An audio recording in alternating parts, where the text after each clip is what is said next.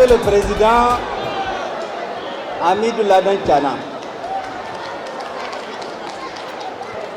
vous êtes d'abord, pour moi, un parent. Nous avons eu, en des temps maintenant plus ou moins lointains, quelques contradictions qui nous ont séparés. Mais c'est avec une très grande joie que lorsque j'étais en exil à Paris, vous avez pris la responsabilité, pendant même que vous étiez aux affaires, de venir à Paris rendre visite à quelqu'un qui, malgré les contradictions, demeure quand même votre parent.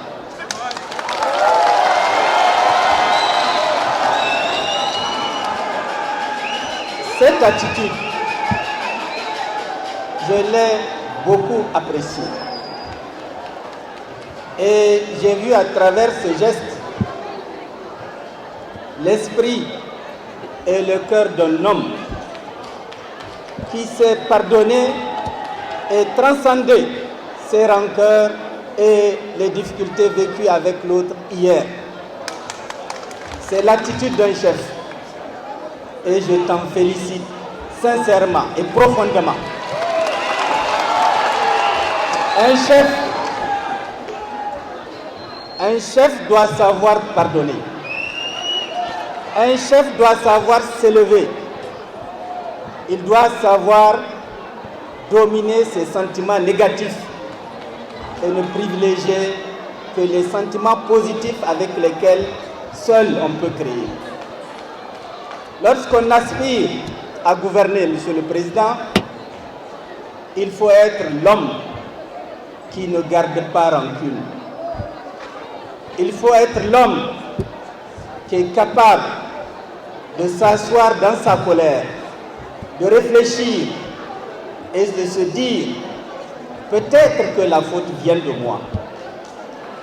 Et d'avoir le courage de se le dire à soi-même et d'approcher les autres pour effacer ce qui a causé le trouble entre vous et l'autre. Vous avez cette capacité. Et c'est pourquoi je suis très heureux, depuis que je suis de retour d'exil, vous l'avez remarqué, je n'ai participé à aucun événement politique majeur, public. C'est la première fois, parce que c'est votre investiture que j'ai décidé de venir pour vous marquer ma fraternité, mon soutien. Ce soutien, vous le méritez, parce que, comme l'a dit le président Ibrahim Yacouba, vous êtes un homme de combat. Votre arrivée à l'opposition est, d'une certaine façon, un bonheur pour l'opposition. Parce qu'un combat a besoin de combattants. L'opposition, c'est un champ de combat. Et vous n'avez jamais fui le combat. Le combat qui s'ouvre dans, chacun le sait, l'inéquité absolue, dans un esprit de fraude massif, dans une volonté de contraindre les Nigériens à voter l'homme qu'ils n'ont pas choisi, à l'imposer par des lois scélérates et à nous amener dans un système de discrimination politique qui permet à l'un d'être en contradiction avec la loi et de dire que l'autre à qui on a inventé des fautes contre la loi, de ne pas être candidat et que l'autre soit candidat. Mesdames et messieurs, ce combat de l'opposition, Ibrahim Yacouba l'a dit tout à l'heure, Beaucoup de gens disent que c'est un combat qui doit être un combat de l'opposition. Ce n'est pas un combat de l'opposition. C'est le combat des Nigériens, dans leur ensemble. Parce que le mal qui prévaut aujourd'hui au Niger n'est pas le fait de l'opposition. Le mal qui fait du mal au Niger ne fait pas seulement du mal à l'opposition. C'est un mal que les Nigériens, dans leur ensemble, ont accepté de consacrer en 2016. Nous ne devons pas attendre le salut de l'opposition. Nous ne devons même pas attendre le salut de Dieu. Nous devons prier Dieu, nous lever tous ensemble, et je ne parle pas de l'opposition, je parle du peuple nigérien, pour mettre un terme à une situation dans laquelle tout le monde souffre. Tout le monde souffre. Chacun le dit dans son salon, chacun le dit à ses amis, chacun le pense dans un cadre où il se croit en sécurité, parce que chacun a peur de dire tout haut ce que tout le monde dit tout bas. Mais il est temps, maintenant que nous sommes à quelques mois des élections, de sortir et de parler, de revendiquer et d'exiger, de se battre pour que la vérité et le droit s'imposent à des hommes et des femmes qui ne veulent ni de la vérité, ni du droit, ni de la démocratie, et qui ne pensent que d'une seule manière, le rapport de force. Le plus fort étrangle le plus faible. Ils pensent qu'ils sont les plus forts. Le peuple nigérien doit leur démontrer par des actes que l'on sait possible de changer les choses partout dans le monde, et les Maliens viennent de nous le prouver il y a quelques jours, n'est-ce pas? Que la liberté ne se gagne pas en étant tout le temps en train de prier Dieu de vous libérer du mal qui vous ronge. La liberté se gagne en se battant. Celui qui ne veut pas se battre mourra esclave. Et le système, dans la succession qui nous est prévu au Niger, est d'instaurer l'esclavage au Niger.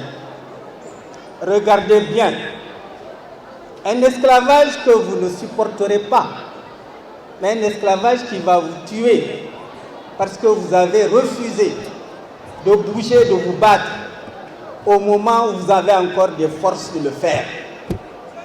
Quand la succession que vous voyez venir s'imposera, vous n'aurez plus la force de vous battre. Et notre mort à tous est garantie.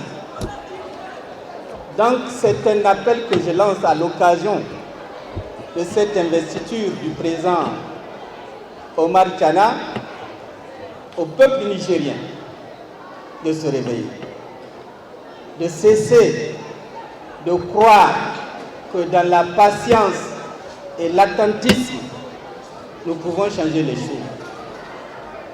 Nous devons nous battre. Et quand je dis les Nigériens, je ne parle pas seulement de l'opposition. Les partis de la mouvance présidentielle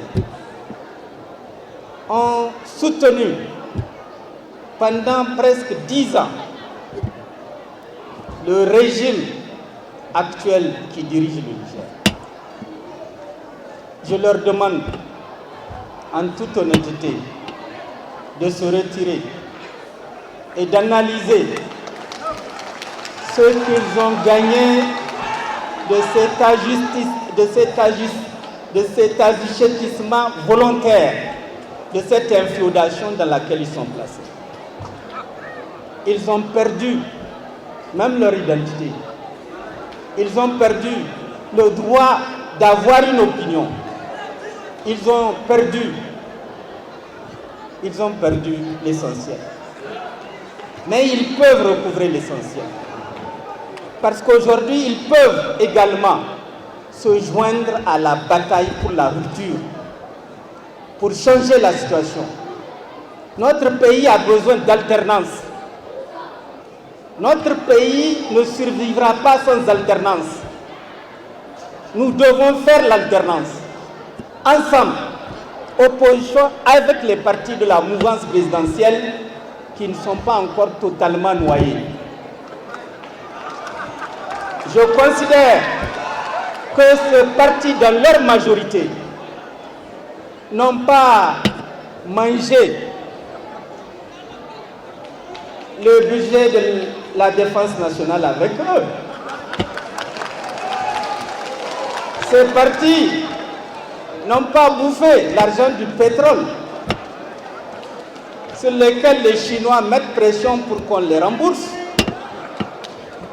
Ces partis n'ont pas bénéficié de gros marchés pour construire des immeubles. Ces partis survivent encore. L'inféodation a une limite, sinon elle se transforme en servilité. Et la servilité, vous amène à perdre votre âme, à perdre votre identité et à n'être plus rien d'autre qu'un esclave. Je crois que la plupart des partis ne veulent pas devenir des esclaves. L'opposition n'est pas le groupe qui a le devoir et la priorité de défendre la démocratie. L'opposition n'est pas la seule force qui doit se mobiliser pour imposer des élections libres et transparentes.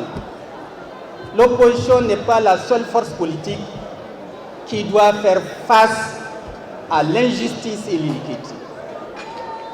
Les partis de la mouvance qui ne sont pas encore trop sales doivent venir se laver à l'eau.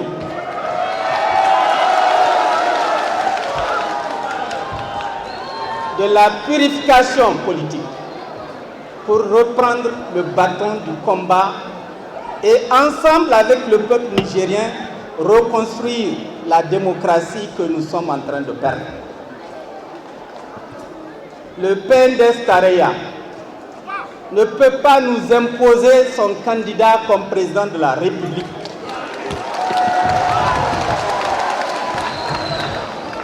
Le PNDS Tarayya ne peut pas, au vu et au su de tout le monde, violer les lois de la République, violer le code électoral qu'ils ont eux-mêmes conçu, sans que personne ne dise rien et observe M. Bazoum se balader à travers le Niger tout seul, distribuer des milliards que nous savons tous qu'il n'avait pas apporté avec lui quand pour la première fois il a été nommé ministre des Affaires étrangères sous le régime que nous connaissons. Tout cet argent sort d'où? Certains disent que ça sort d'endroits absolument cauchemardesques. Parce que cet argent vient de ceux qui financent l'insécurité dans notre pays. Ceux qui aident à massacrer nos militaires. Ceux qui poussent à anéantir la paix à l'intérieur de nos villages. Ceux qui, nous le savons tous, sont en train de prendre en main notre économie et la criminaliser. Nous sommes assis, nous regardons, nous observons et nous attendons que Dieu nous règle le problème. Soyez sérieux. Dieu a besoin qu'on l'aide. Vous lui dites ce que vous voulez. Vous devez vous lever, travailler pour qu'il sache que réellement vous voulez ce que vous lui avez demandé. Levons-nous et débarrassons-nous d'un régime qui est en train de nous tuer et de tuer le Niger. Il faut le faire dès maintenant. Si nous ne le faisons pas, il sera trop tard au mois de décembre. Et comme vous le savez tous, eux, ils croient qu'ils sont les plus forts. Nous montrons aux autres Nigériens qu'ils sont les plus forts parce que nous avons trop peur de bouger pour les affronter. Mesdames et messieurs de Amin Amin, et à travers vous, l'ensemble des Nigériens, il est temps de se lever. Pour ceux qui sont assis, pour ceux qui sont couchés, ou pour ceux qui entretiennent encore des espoirs illusoires. L'homme ne mérite que ce qu'il se bat pour gagner. Nous serons un peuple libre si nous décidons de nous battre pour être libres. Nous serons un peuple esclave si nous attendons que notre salut vienne d'ailleurs.